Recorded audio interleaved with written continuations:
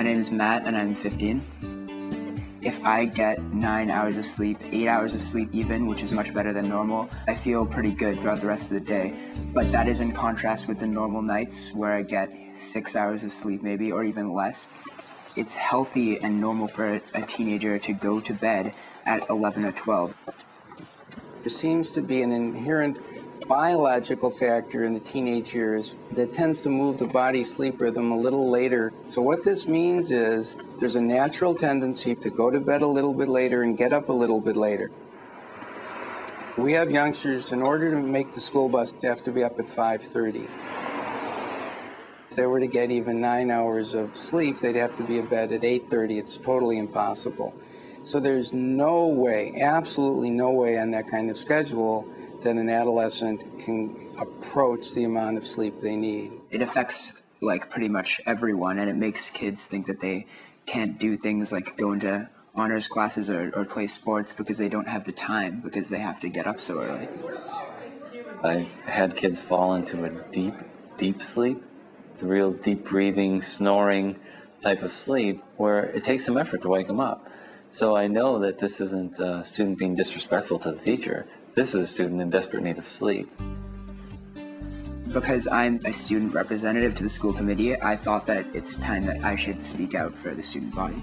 With the survey, I was hoping to sort of raise awareness about how late students were going to bed, how early they were getting up, and the effects that was having on their academic life and their life in general. So I have some of the interesting data. Most students say that they don't get enough sleep, about 73% in fact, according to the survey.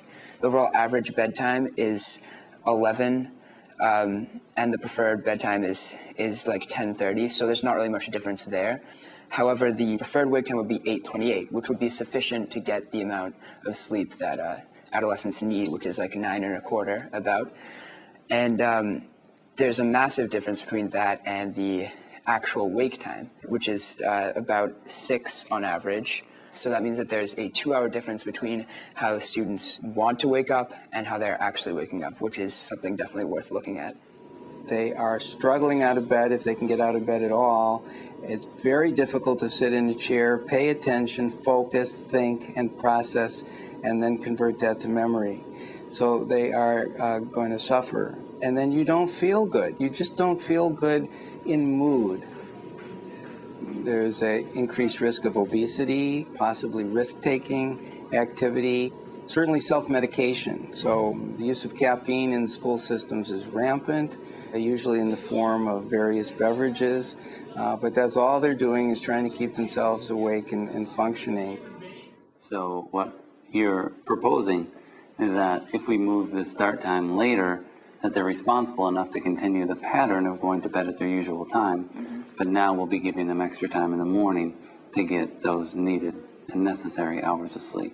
Right, and there's been actual examples where schools have changed the start time to be later, and they found that students have been going to bed at the same time. So we often silence our teens.